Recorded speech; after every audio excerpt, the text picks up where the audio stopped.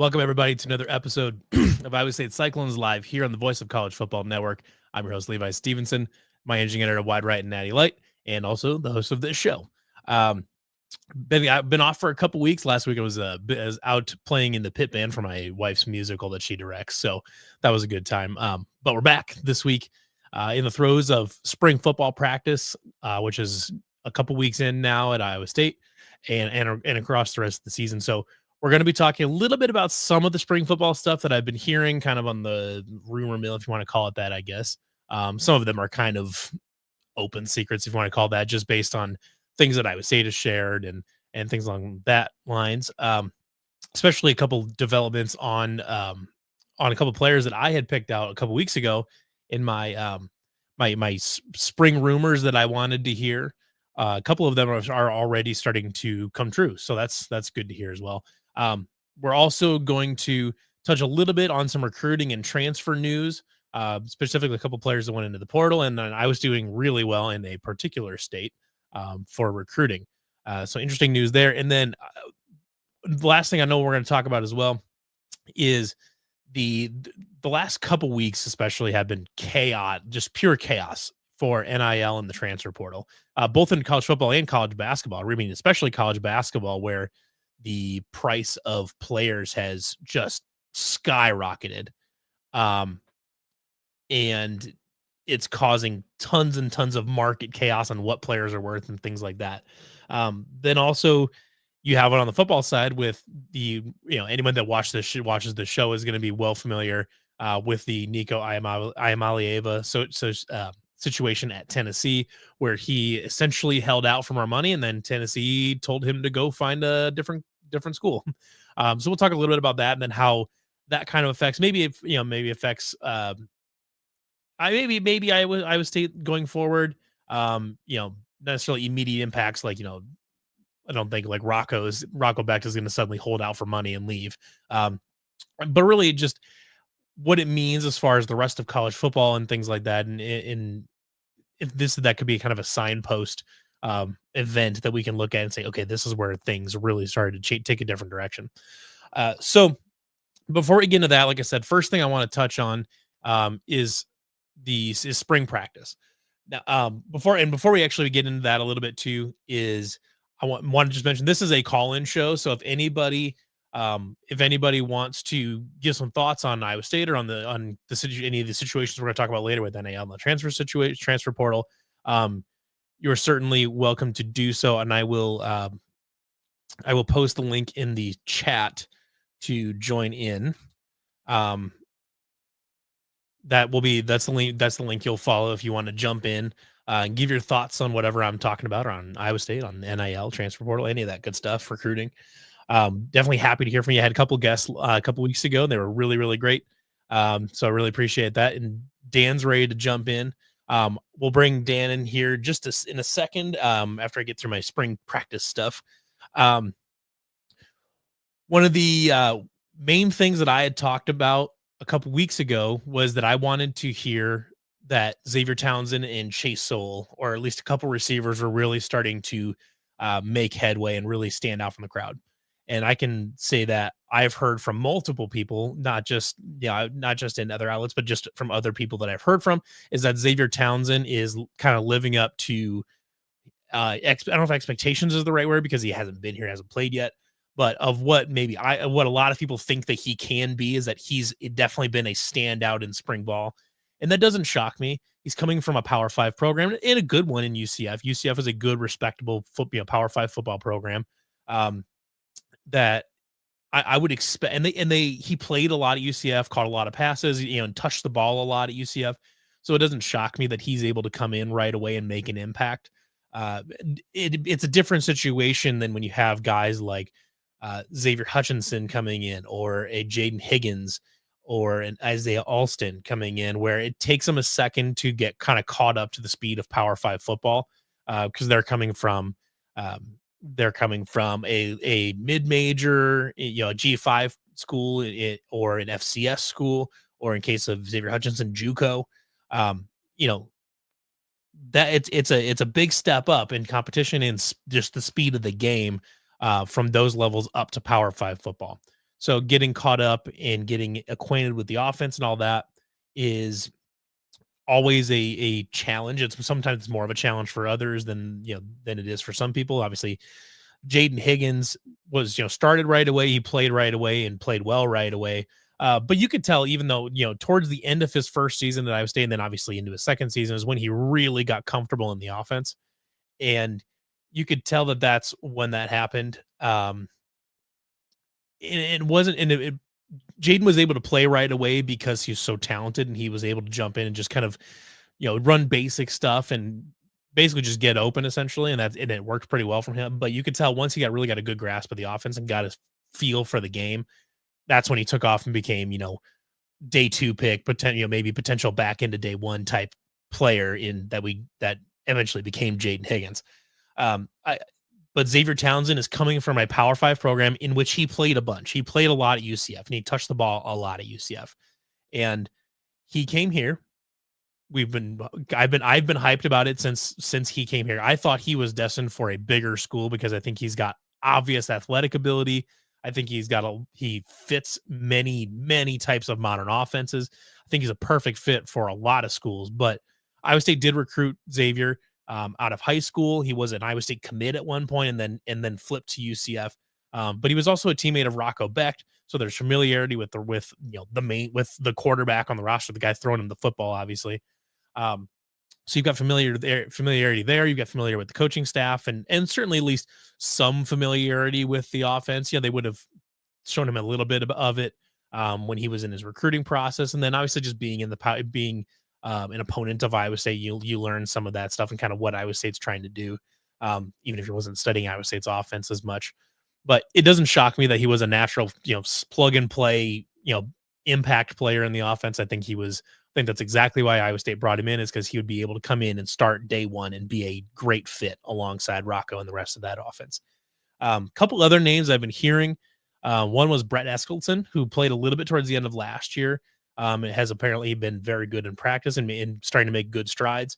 So that's an interesting name since he was a true freshman last year. And then the other one is another true freshman from last year, which is Dominic Overby, which I think I have mentioned before. I've heard that Dominic is also having a very nice spring practice, and I thought that he was a guy that would have a really good chance to take a big step forward in the spring and potentially contend for Iowa State's second spot across from, presumably Xavier Townsend.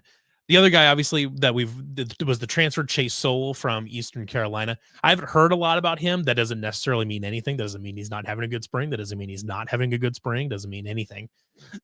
I have just not heard his name come up as much as I have other people's. Again, like I said, that doesn't necessarily mean anything.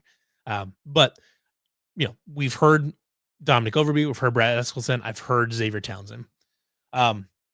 Couple other guys that I've heard interesting things about or good things about was I've heard that Abu Sama has had a very nice spring. Not shocking. He's had 2 good springs the last 2 springs. Obviously, the key for him is that he needs to carry over his offseason momentum where he blows the staff, he blows everyone away with his ability and his explosiveness, and then carry that over in through the season where he can be, a 20, be a 20 carry back that can consistently find the holes, be patient, and keep getting positive yards on runs that don't have a lot going for them, along with his explosiveness where he can just take one to the house real quick. So it's still a matter of consistency for Abu Sama. It's still very early. I've heard right now he's getting the most carries in spring practice, but I would say loves to spread the ball. They spread the carries around. I'm sure Carson Hansen is getting plenty of carries. The other name that I heard, which I did bring up on this show, and I said I was very, very excited about him when we were talking about our freshman coming in, is running back River Peppers, out of, I believe he's out of Kansas City area. I think he's out of Independence maybe, or Lee Summit. But River Peppers is a guy that I've heard has had a really nice spring, and if you're an early watcher of this show, you will have noted that I also predicted that I was pretty high on River Peppers coming out, because I just think he's got all sorts of ability. You can see a lot of Dave Montgomery in him, where he's just a super tough runner. He's got good wheels. He's got nice vision, nice patience. It doesn't surprise me to hear about him, um, having a really nice spring.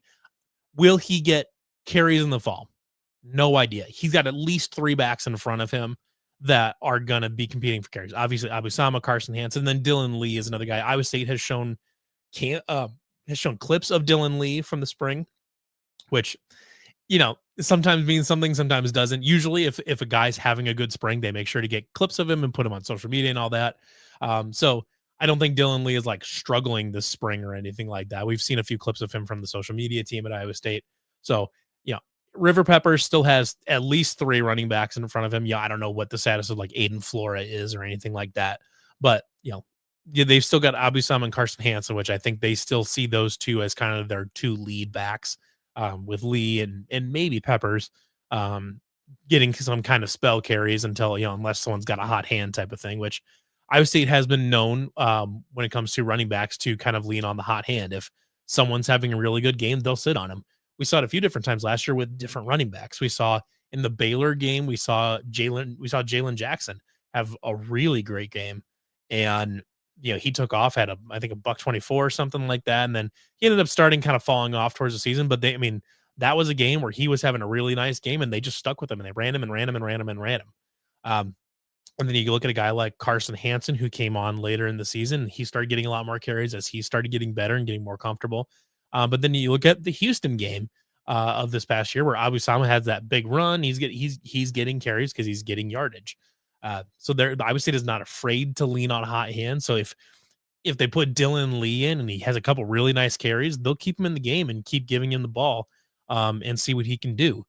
Iowa State likes to ride that hot hand, and it's certainly not to say that maybe River Peppers gets in there and gets a carry and does really nicely with it and then keeps going and maybe earns some more carries. But I think right now it's still obviously way too early to predict what that carry share is going to look like. But Abusama and Carson Hansen, I would assume at this point in time, are still the favorites to be the two lead backs in Iowa State's offense, since they typically like to have two primaries and then some other secondary guys to spell as needed or as matchup is dictating that. So those are the main names I've heard. I haven't heard a lot on defense.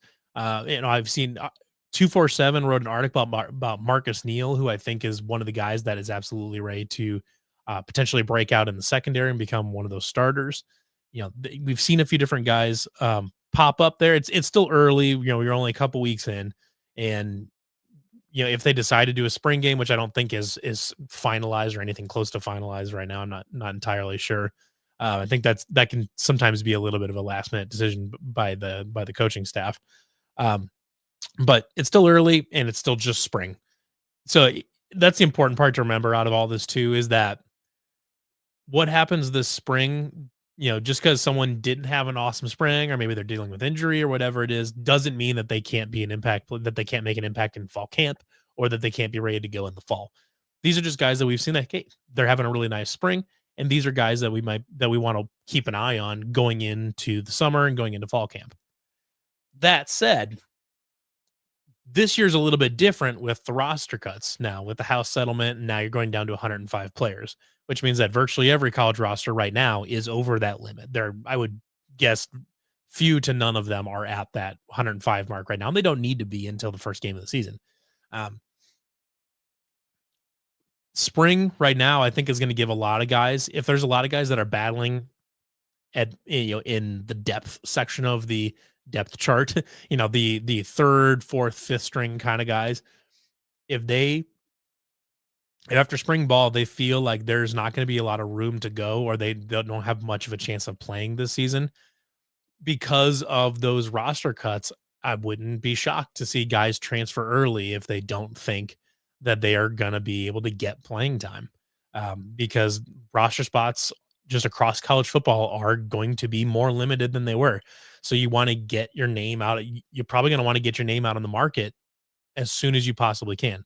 Now, the transfer portal officially opens tomorrow morning, so I'm sure we will see a number of names come out all across college football tomorrow, just based on the first few weeks of practices where guys maybe have clearly slid back in the depth chart and they're just not there for snaps or whatever it is. We're going to see a lot of names come out tomorrow, I think, that will give us some clarity of maybe what positions are more solidified, which ones aren't, which guys are just not going to be involved in the game plan, and whatever that is. So more news will be coming. I think this show next week we may have more to talk about in terms of roster attrition and who you're just losing, just purely on the basis of guys transferring to get their name in there early, so that way they have the best shot of grabbing one of these limited roster spots that are available in college football.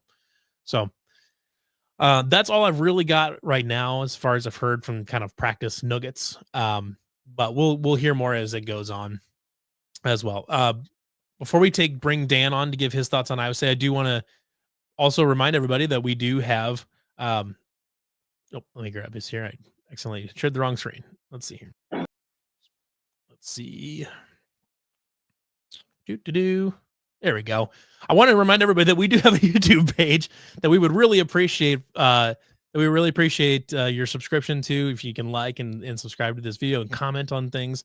We're still a young channel, so it's unfortunately with the way the YouTube algorithm works these days. It's kind of it's a matter of getting the right keywords and the right engagement, and sometimes it's a product of what you do, and that's the philosophy that we're taking at the Voice of College Football, is that eventually if you make good content for people that people are interested in, that is informative, that people enjoy, that eventually you will get some organic growth. But unfortunately, the YouTube algorithm, just the way it works, is not always as friendly as we would like it to be, and as friendly as a lot of creators would like it to be. So if you are enjoying this content today or any other day, would really appreciate your subscription to the YouTube channel, liking some videos, commenting on them if you have things to add to the conversation, or even if you don't. Would appreciate all that. As you can tell, I'm not necessarily asking people to subscribe to my channel is not always the most comfortable thing for me, because I usually like to go on the merits of what I'm putting out there. But like I said, it does help a lot as far as helping other people see the video. And if you see anything on today's channel, on today's video on the channel, for any of our other videos that you think are interesting to share to your friends, absolutely share them to your friends and family and your Facebook groups and whoever else. Would love to continue to grow this channel and expand the community, because I think it just brings up engagement. I think that makes everything a lot better. So let's go ahead and bring on Dan the Diesel Freak. He's got some thoughts on Iowa State. Dan, are you there? Yeah, Levi, what's going on, bud? Not too much going, Dan. Not too bad. Hey, thanks for coming back after a couple of weeks. I get it, girlfriend's busy as always. This is my wife. She'd be real pissed if I wasn't there for that. Well, girlfriend and wife, you know what I mean. Yeah. Oh yeah. Hey, a couple of weeks ago, my friend came on the show. Yeah. And I wanted to get your thoughts on his comments. I want to honestly know. He told me that he came on here and he's like, why, et cetera, et cetera, et cetera. You know what I mean? Yeah. Very talkative. Yeah, go ahead. No, I was going to say, you can go ahead. I'm trying to remember all of his individual points, but I mean, there was a lot of it that I generally agree with. His thoughts that Iowa State is kind of a fledgling, hopefully perennial contender. I don't know if perennial power is the right word, because typically people associate that with like blue bloods, but a perennial contender at the top of the Big 12 that should be there most years. I think Iowa State would like to be there as well, but what's going on, man? I mean, I generally agree with your thoughts there, and I appreciate you tuning in and giving us your thoughts last week too. So, well, and here's my thing too about Iowa State. Iowa State has a good running game, especially the West Virginia game. Now, that one was one in particular in mind that I was going to say last week, but that game, in my opinion, showed that Iowa State has a good running game. They got guys in the backfield that can run the ball 2, 3, 4, 5 times a game, and they're hard to bring down. So my thing is that if Arizona State, say you guys play Arizona State again, their defense, had trouble, dealing with your running game with Iowa State's running game. So Iowa State's running game is kind of their strong point. But like I said, if they can get the passing game and they can get that ball security with their receivers and tight ends going, that's kind of the other thing I'm one to Iowa State to address. Last year I would argue that Iowa State's passing game was quite a bit more proficient than the running game. It's not that the running game was bad, but Iowa State was the only school in the country last year with 2,000-yard receivers. So the passing game was honestly the bright spot in a lot of games. There were games where the running backs did have, like the Baylor game, especially Jalen Jackson and Carson Hansen had nice games. Carson Hansen had a number of good games down the stretch in the bowl game. Don't forget the Houston game. That one, Abu Sama had a nice game against Houston. Yep. Houston's defensive line was having even trouble keeping that guy in line. Well, Houston had a very good defense last year. They're an underappreciated defense last year. Houston is underrated, but at the same time, they were tested when they played Iowa State. Iowa State playing Houston showed that Houston's a good team, and not only are they a good team, but their defense is coming along long after a while. Because Houston hasn't been a powerhouse in the Big 12 for over 25 years. So there's kind of 2 cents of mine, but also to bring it to you, as someone who's played, high school football, as someone who's been on the defensive side of the ball, like I played linebacker, outside linebacker, pass rusher.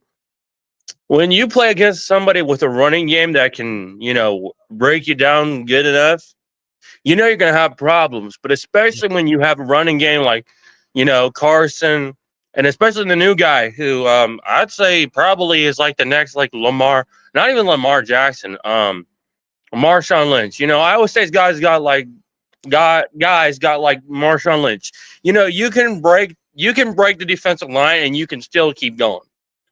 You got the guys that are like LaDainian Tomlinson. They can break it out once they get a foot in the ground and they can go. That's what I call Iowa State's running game. Is that they can run the ball, but at the same time, defenses are going to have problems. And like I said a couple weeks ago, just so everybody knows, my name is not Caden, it's Dan. Just so everybody knows. I explained it to Mark. As y'all watched the VOCB show earlier Monday, you'd know. But I'm not going to get into that much any further. So you got guys that are like future Hall of Famers from Iowa State that can play running back really well, and with the running back depth chart, they can switch guys out. So say Iowa State has to play like Georgia, it's week 3, it's in Athens. You got a defensive line, and then you got a defense that has allowed the fewest points.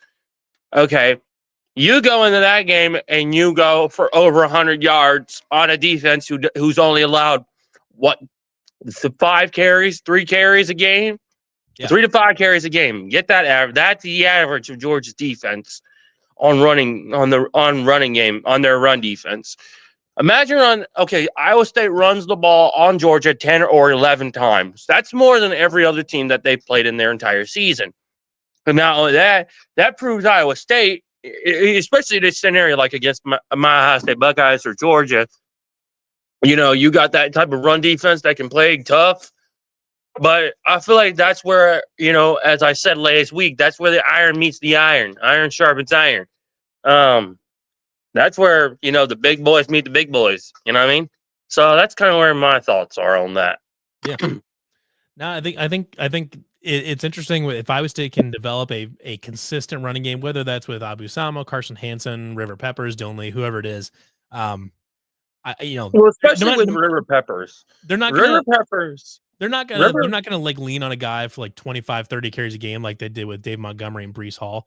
I don't think any of these guys are a workhorse like that.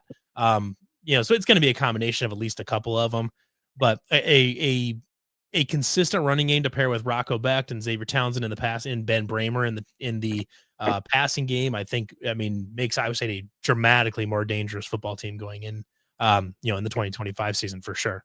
But let me talk about River Peppers for a minute. Are you River Peppers believer, insider? Yeah, and here's the thing about River Peppers. I looked at him. When I see him run the ball, it's like LaDainian Tomlinson. Yeah. Once he gets like at least 3 to 5 yards, he can hit the gap. He can hit third gear he can hit first from second to third gear. Mm-hmm. Once he hits that third gear, he can go to fourth, and then he's gone. And that's the thing about Peppers is that if you put him in and the first week, so you guys are playing Kansas State in Dublin, right? Yep. So Kansas State defense, okay, that's going to be somewhere good to test, Peppers. River Peppers is going to be good in such a scenario like that. So Kansas State, good defense, but here's my thing, and just my 2 cents on him. Get him going a little bit. Get his feet in the water week 1. That at least gets him comfortable, but especially if you guys get into the playoffs. The playoffs is a whole other subject. And especially if we're talking about running backs, they're the key. Ezekiel Elliott. I mean, you got guys like Ezekiel Elliott. That was, I believe, it's junior year at Ohio State. He ran against both a two top tier defenses in Alabama and Oregon, and shredded them for over 150 yards, both total. So mining over 300 some yards, 300, 400 yards. But get this, if River Peppers can get in, especially against Kansas State or somebody like Arizona State, I'm trying to think of somebody else. Say like not Miami. If you're looking in the Big 12, I mean, BYU is probably going to be a pretty good team. BYU, thank you. Thank you. That was another Big 12 team I was looking at. BYU, especially their defense has proven to me that they are capable of handling any running game. But especially they were tested when Iowa State came to play them in house, and now that they're coming to your place, they're really going to see what the house that Jack built. I think that's what you're signing in the background. It is actually what that sounds back there. Yeah. I feel like that's when Rivers going to really get into the game, get his feet in, and get him warmed up, get him in the weight room. Also, they need to start doing more drills with the running backs, getting them more comfortable over the summer, because that will really start helping them. My suggestion I don't know if anybody from Iowa State's department listens, but maybe get them into some cornfields, get them in some cleats and cornfields, and because that's actually what we used to do back at the farm that I work at. I'd actually drills. We would run in between the corn rows in cleats, and we would practice it. Even if it was muddy, we would still get out there and go. So I mean, get your feet comfortable, but also be sure to get those guys sharpened. Is what I say. Get them freshened up for every game, because it doesn't hurt to get them up and going. That's where you really need your running backs, especially if you're playing a game like Kansas State, BYU, Arizona State, and even out of conference, especially in the playoffs. Like I said, Georgia, Ohio State, you've got, 2 of the best teams, in my opinion, right now. Yep. 2 championship teams who went to a national championship, who allowed the fewest points in the running game, who got the fewest yards in the running game, but also teams that really know how to play physical 60 minutes. But especially, I would like to see Iowa State, Georgia, in my opinion. Now, this is just me. I want Iowa State, Ohio State, but, where I really want to see iron meets iron, 2 bulls in the same room, or 2 pit bulls or 2 Rottweilers, you know what I mean. Yeah. 2 of the biggest, meanest dudes in the room, Iowa State and Georgia. Now, that's where you're really going to need to be tested, especially. That's where really I say iron sharpens iron, like I said, folks. Listen, man, if Iowa State's playing Georgia in the playoffs, then a lot of things went right for Iowa State this year, and that's good for me. I think. But here's my thing. But here's my 2 cents, especially on that. This is Georgia, like I said, is the only defense within the last couple of years that have allowed the fewest carries in college football besides Ohio State. So that being said, if Iowa State can put in a 200-yard over 25 carry game, over 200 yards against a defense that has allowed the fewest, now that really says something about Iowa State's game, especially if they can switch out the guys, especially River Peppers. I've been looking into him, and here's my thing. He is, but also he's well built. If they can get, like I said, he needs to get in, get his feet going, get him in the water a little bit, especially when you really got to make the most, especially the toughest games at home. I mean, what's the toughest games? Arizona State and Iowa, BYU. Yeah, back to back. So That would be really where I would stick River Peppers. I know he's a freshman, but it doesn't hurt to let him loose because I I mean, feel like with by that point in the season, you're a few games in, and I mean, if he's playing at that point, then he's been great because Matt Campbell typically doesn't love to play freshmen unless they're really ready to go. So if River Peppers is getting notable, like significant carries at that point in the season, then he's having a great season to start with. Which at that point you're feeling really, really good about him. I mean, really anybody at that point. Going into those couple games, especially if you've got a good, consistent running game going. right. And here's the thing about Matt Campbell that I like, even though he doesn't like to stick the freshman in, but I feel like with River Peppers, he needs to get him in the first couple weeks in. So You'd that like to see him, especially in garbage time. Like if Kansas State, you probably won't have a lot of garbage time. That'll probably be a close one. But when you play like at Arkansas State or something like that, or you at home at versus South Dakota, South Dakota State, yeah, versus South. I think it's just South Dakota. South Dakota, yeah. Against South Dakota, if you can get up by a few touchdowns and you're up by 2-3 touchdowns, or whatever, going into the fourth quarter, something like that. I'd love to see River Peppers get some carries. Dylan Lee and River Peppers, both a couple freshmen, get carries in that situation. Just see what they can do. I would say they do have. I mean, I would say does have a track record of giving talented freshmen an opportunity in those situations too. We saw is in his true freshman year, we saw that with Brock Purdy, where he got a couple quick plays in garbage time against some other teams. We saw it with Breece Hall. Breece Hall got some significant carries early. Dave Montgomery kind of got some garbage carries early, and then towards the end of his freshman year, he took off, and then he became Dave Montgomery. So there's absolutely a track record there, and I think that'd be a great way to get those guys in the game and see what they can do. But let me go on. I'm sorry to interrupt, but Dylan Lee is another guy that I wanted to talk about. Yeah. Dylan Lee honestly reminds me of a younger LaDainian Tomlinson. The only reason I say that, and he reminds me of like a mix between like LT and Marshawn Lynch. He's got a good body and he's got good footwork, but at the same time, he can hold that ball up and he's got the hands to do it. And especially if he's trucking guys like 1, 2, 3 guys, especially if they, like in garbage games, once they switch him and Peppers out, you basically got LaDainian Tomlinson and Marshawn Lynch at Iowa State.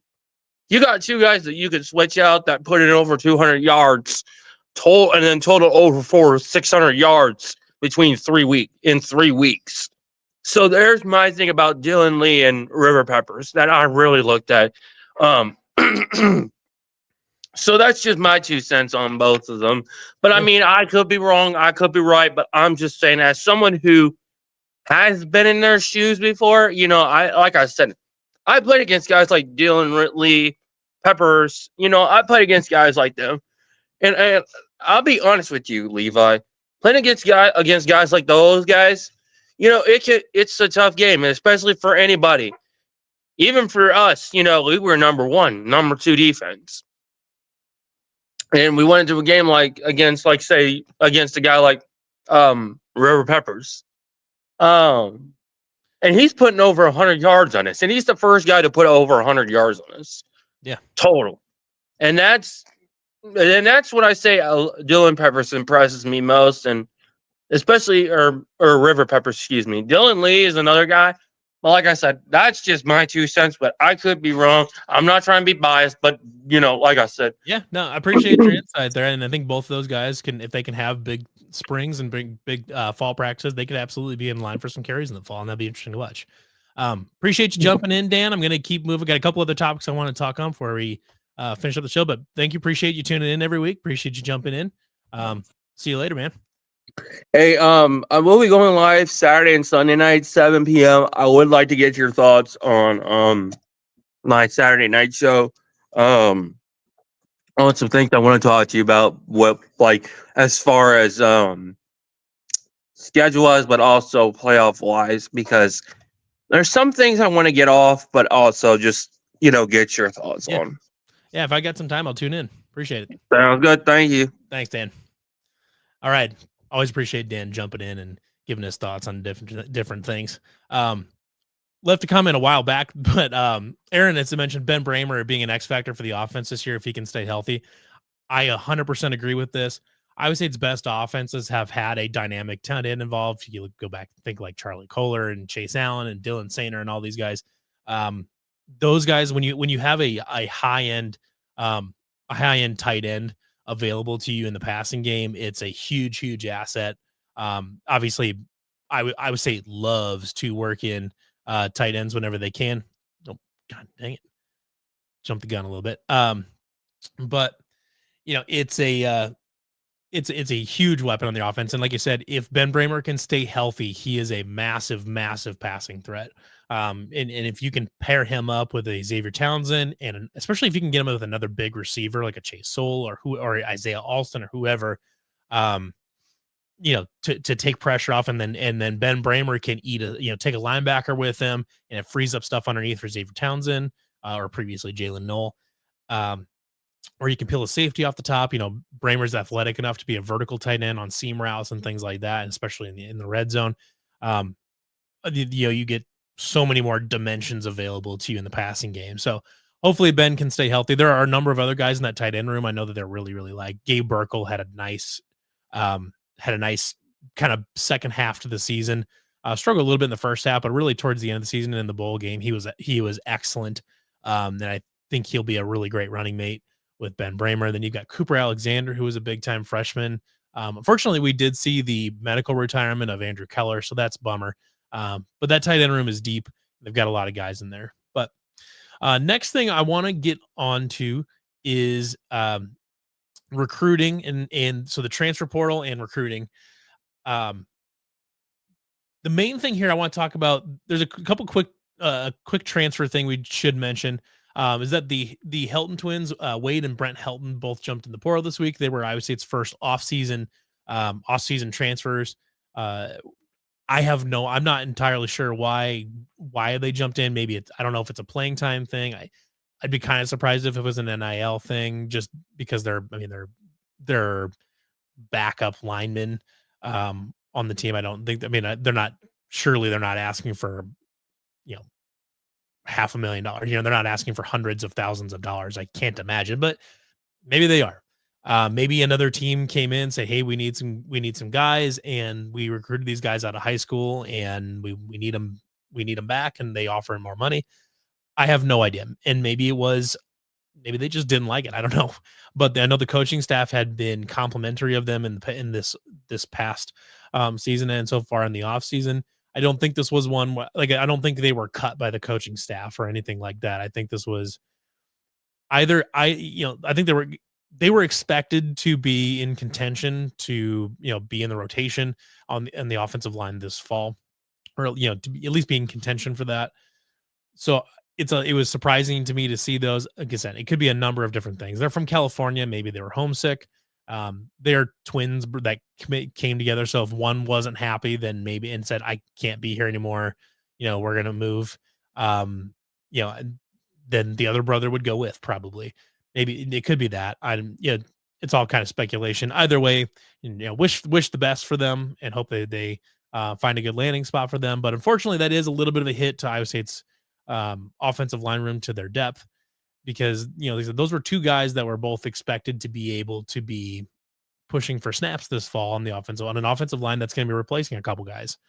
So especially in the interior, which I think is where they were kind of intended to be, like a kind of a center and a guard type of thing.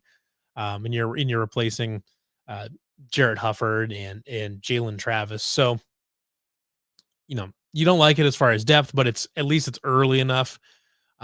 Especially, there's still plenty of spring ball left to where you can at least adjust for something like this. It's not like they transferred out at the end of fall camp and then all of a sudden right before week 1 you're left hanging.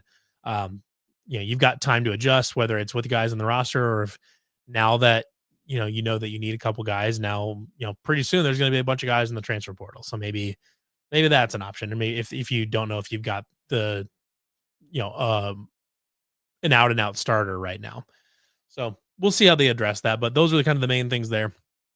The next thing I wanted to talk a little bit about was a recruiting update. I would say got a couple commitments last week. specifically, I want to talk about the main one they got was Zakian Kaiser. I want to say. Let me pull him up. So here's a linebacker out of Sydney, Nebraska. Which, if you've ever been to Sydney, that is there's a Cabela's out there if you're into that kind of thing. And then also, so it's over kind of right next to Colorado. But anyways, not really all that important. But he is a mid 3-star guy. Didn't have a lot of offers. Just Lindenwood, which is a I think they're a D2 out of St. Louis, and then Wyoming. Not a huge offer list. 6'3", 200 is a decent size.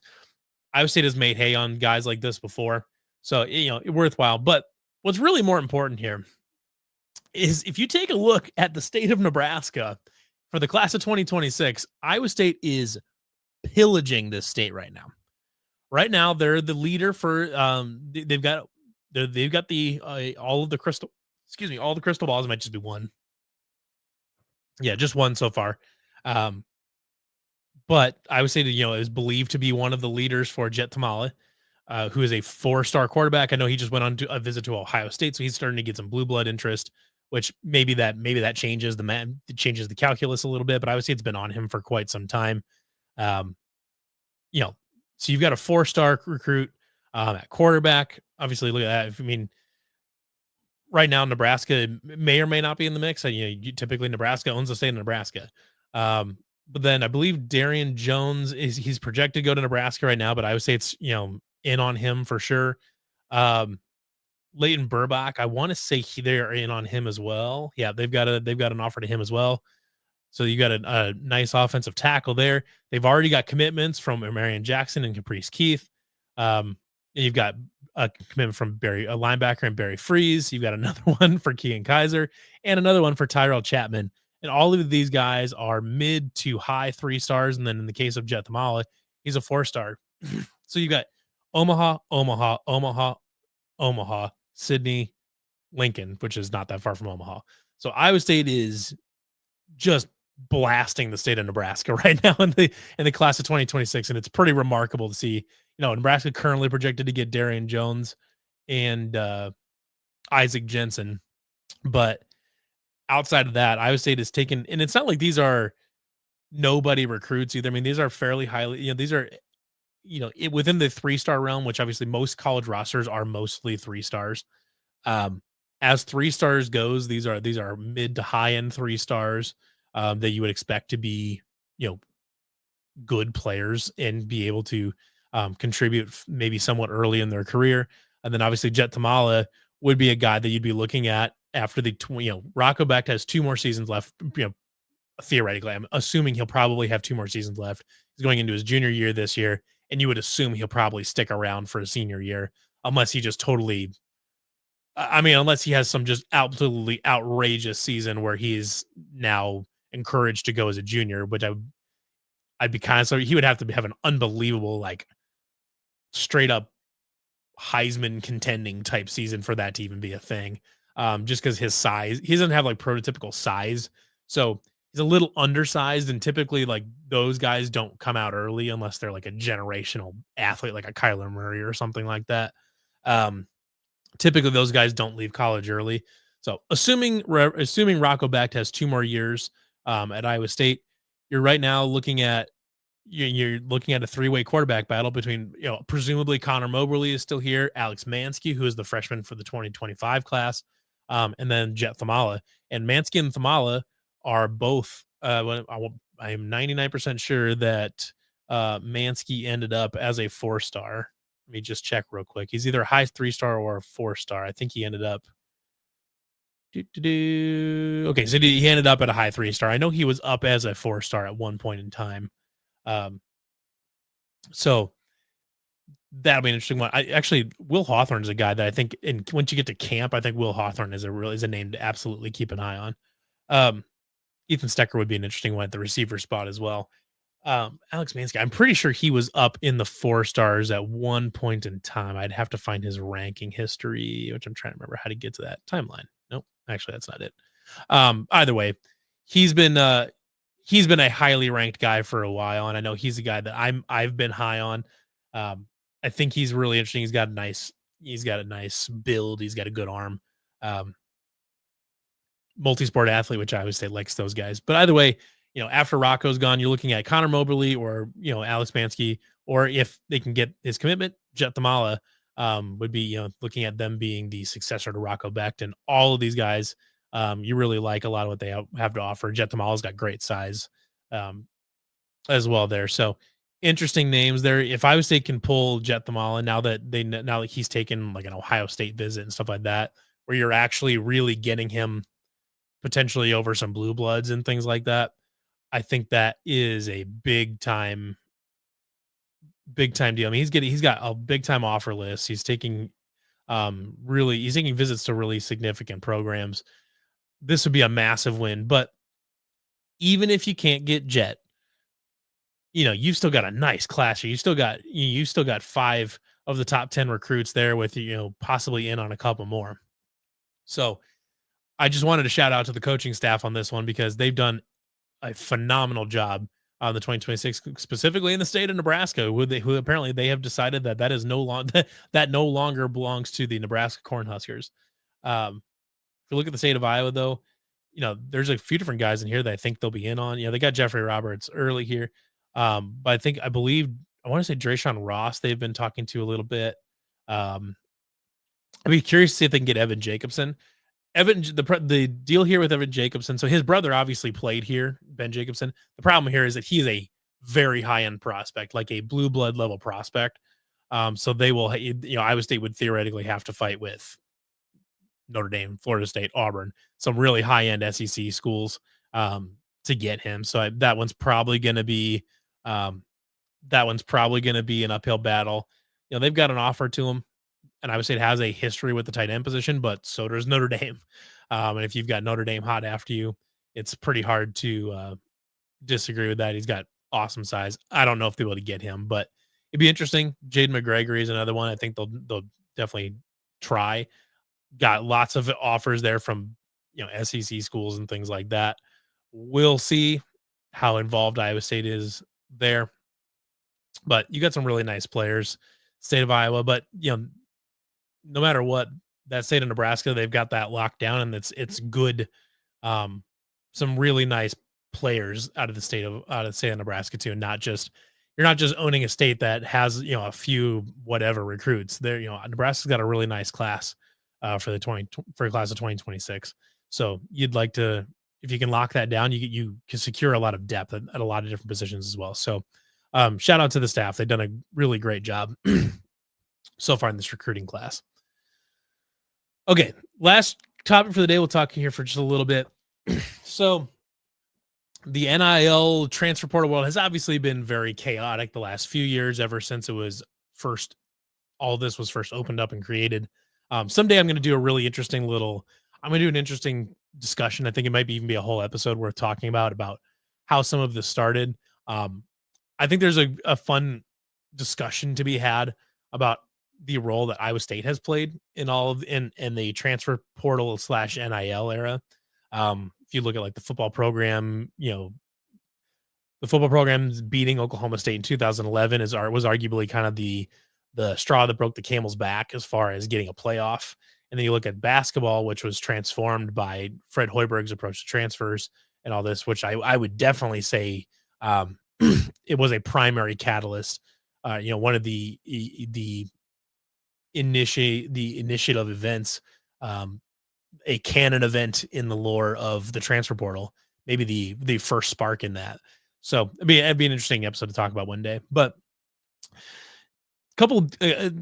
both men's basketball and women's basketball to an extent, and football both had their own kind of chaos in the last couple of weeks. Obviously, football, anybody that pays attention to the show is probably at least tacitly familiar with the Nico Iamaleava situation at formerly Tennessee, where he was a starter last year, and then he was in spring ball, and then apparently held out for more NIL money, and Tennessee and Josh Heupel just said, "That's it." They cut him. It's a fascinating situation because it's the first time we've really seen a collegiate player just be let go and kicked off of a team for doing that, for requesting more money. It's the first. I think it's the first. I shouldn't say it's the first. I'm sure it's happened. But this is the most public time that we've seen a really high profile player do that and just straight up hold out for more money like he's in the NFL.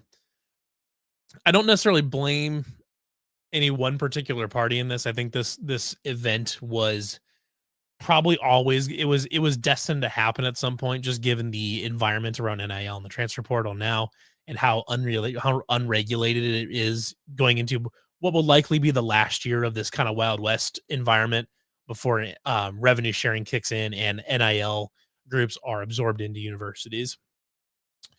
Um, so I think it was an event that was always coming, but it's a funny thing because you can look at this situation, you can understand the actions taken by either side. Um, either side is well, understand is maybe not the right word. Like you can absolutely understand Tennessee's side of this, where you say, okay, well, this we're not going to let one player hold our program hostage. That's just not going to happen. Like if you're not going to be a team player and you're not going to be a part of this football program, then you're not going to be a part of you're not going to be a part of this football program. We're going to let you go and you can go find your own money someplace else. And maybe Nico will, and he probably will get a couple million someplace. I don't know where. Um, I don't know what team is looking for a quarterback exactly, but you know, he's kind of on his own now. And I would imagine that this was heavily driven by an agent situation. I'm assuming Nico has at least one agent, if not multiple agents. So I would assume this is a play by the agents to get more money, knowing full well that revenue sharing is coming next year and that everything's going to change and the markets are going to change and it's going to probably settle down a little bit. So this was, I think, was a last ditch effort by the athlete, some combination of the athlete and the agent to just get as much money as they possibly can, especially knowing that Nico probably has an uphill battle to make it to the NFL. Will he get a camp invite someplace? Probably. Or maybe he'll be a late round pick or something like that. He'll probably have at least a shot at a training camp. But just based on what we've seen in college, I don't think it looks like he's primed to be a star in the NFL. So maybe he and his agent see this as, maybe his last option, last chance to make really, really good money. That's certainly possible. So he may have people not necessarily acting in his best interest in his ear. There's a lot of things that could be happening there. I'm not privy to the situation. There's a lot of people that aren't. It's all speculation. But what I do know is that this was coming, and it just happened to be this situation with that player at that team. Do I think? I don't know if we're going to see a lot of that, because I think we just saw that even a program like Tennessee, who, I'm sure they believe that they are at least a dark horse contender to win a national title next year, or at least be in the be in the playoffs and all that. They believe themselves to be a national title caliber of program, that even they are going to be willing to they're going to be willing to dump their quarterback in the name of preserving some sort of team unity, or if they could Tennessee have come up with the money somehow? Probably. But I think they put their foot down and said, we're not going to let this be, we're not going to be taken hostage by one player by one player on a college football team. And I think that might set a precedent. Now, I think smaller programs will be a little bit more desperate. Tennessee will have options. They'll be able to, they'll be able to pull together cash to try to go get a good player out of the portal. Could be a number of guys. I would be surprised, and I'd be pretty surprised if they didn't at least like give Rocco back a call. I would be blown away if that goes anywhere. I don't think Rocco Beck is leaving. But I would be surprised, and I mean, I think it would be silly of Tennessee to not at least call and say, "Hey, Rocco, what does the number need to be?" I'm they're going to call. They're going to have options. They're going to look around. They'll have options. Yeah, but smaller schools will not have that option. Would Iowa State have that option? Let's say just in a completely parallel universe that Rocco Beck holds out. Would Iowa State, how would Iowa State approach that? I mean, part of it would depend on what the demands would be, what the what the money number, what the financial number needs to be, and does Iowa State have that much available, and you know does it how will that affect recruiting going forward? Um, that's a big part of that equation. But then part of it too is that's just not how Matt Campbell runs his program. Like I don't think Matt Campbell would tolerate a player essentially holding the team hostage for more money. I don't think you would. I don't think that would be tolerated. So I think Iowa State would even probably put its foot down, even if it was slightly to the detriment of the position currently. But I know, like specific to this situation right now, I mean, Connor Moberly did play some last year, and I know that it's early enough that like they would probably feel good enough about Connor Moberly to think that they could have him ready before the season and things like that. So like I don't think they would balk at something like that. I don't think they would give in necessarily.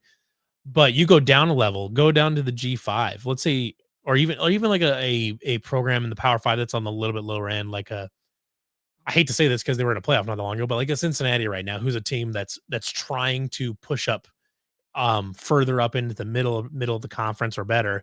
They're trying to go up, and let's say their quarterback held out.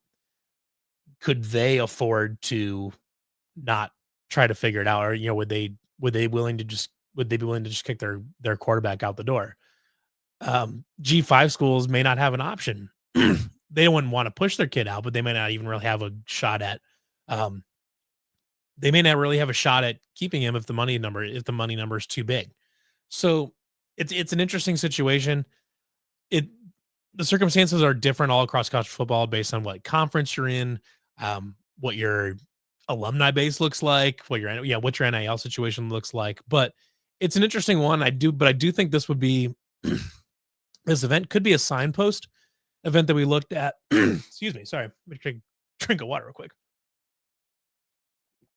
I think this is an event we could look at as a signpost event going forward. And what I mean by a signpost event is we say, when we look back on this era 10 years, 15 years, 20 years from now, and we're going to look at, okay, what were the key milestones in this discussion, in this timeline that said, okay, this has happened and things changed.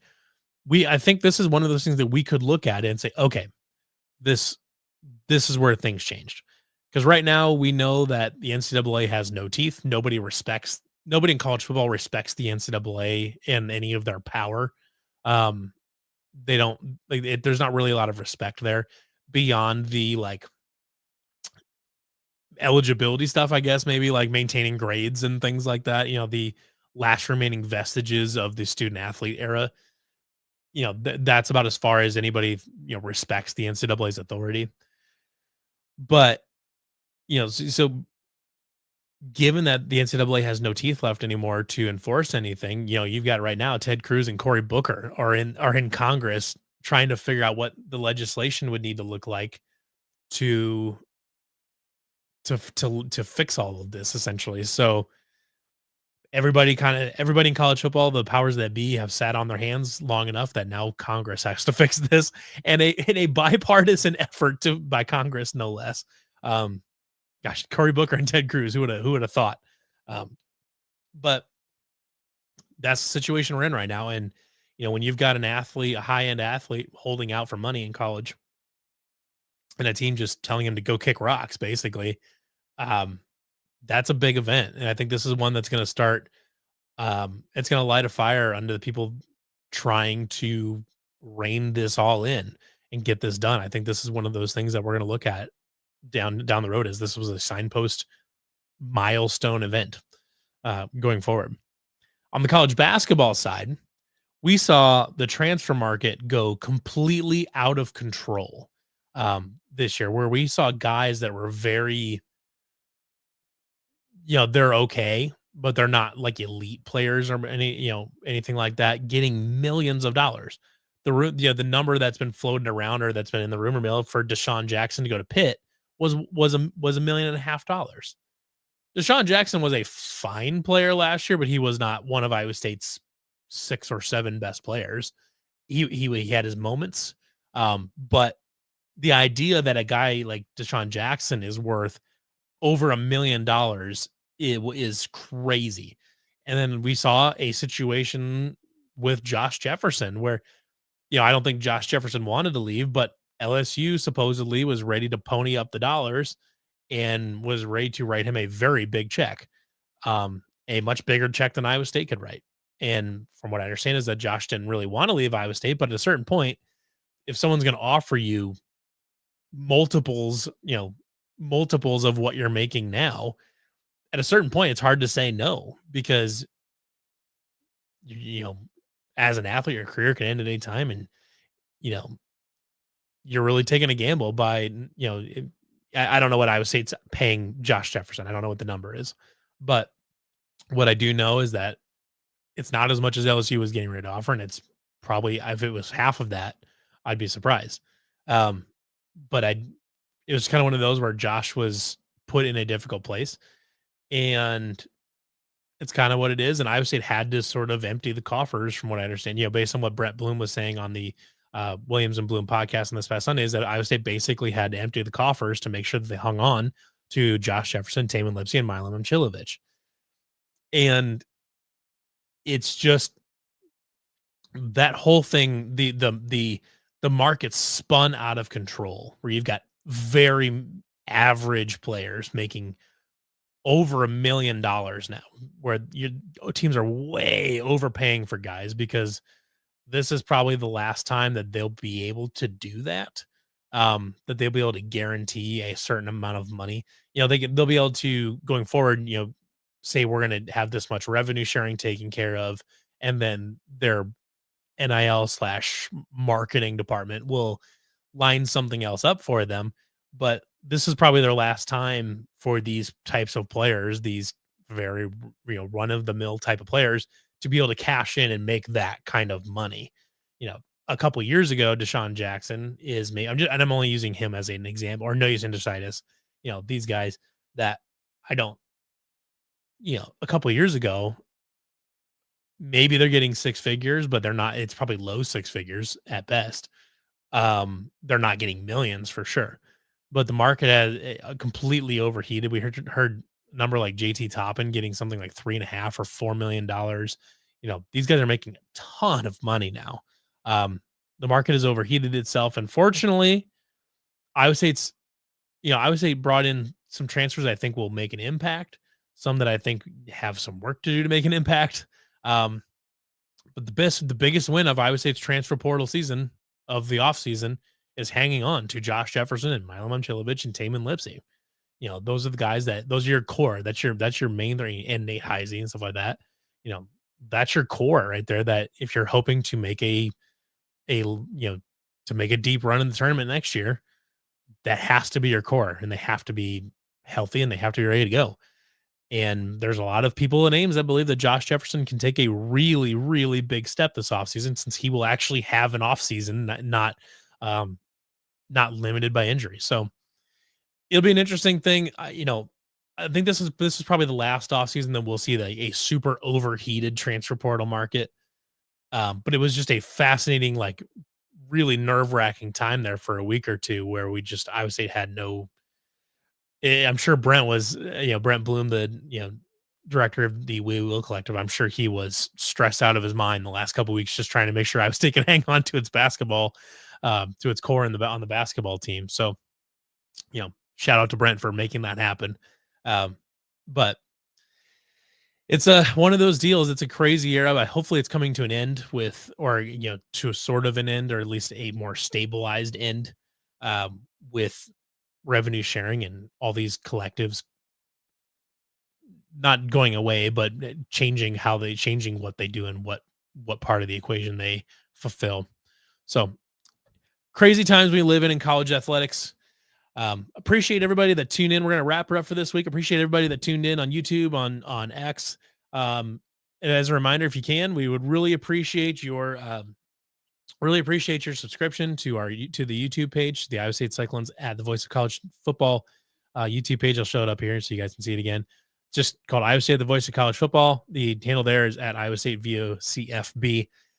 Really would appreciate any subscribers and anything like that you can have, so that you can see when our videos go live. I am planning on doing some more recorded content this off season, as far as historical deep dives, or maybe some interviews if I have to record them at a different time. and maybe some fun games too. So we'll see. But looking forward to it. Looking forward to this off season and diving more into this, and then getting to just counting down the days until Kansas State in Dublin. That'll be a fun time. So everybody, thank you for tuning in this week. We'll see you again next Tuesday here on the Voice of College Football Network. Have a good week. Go Cyclones.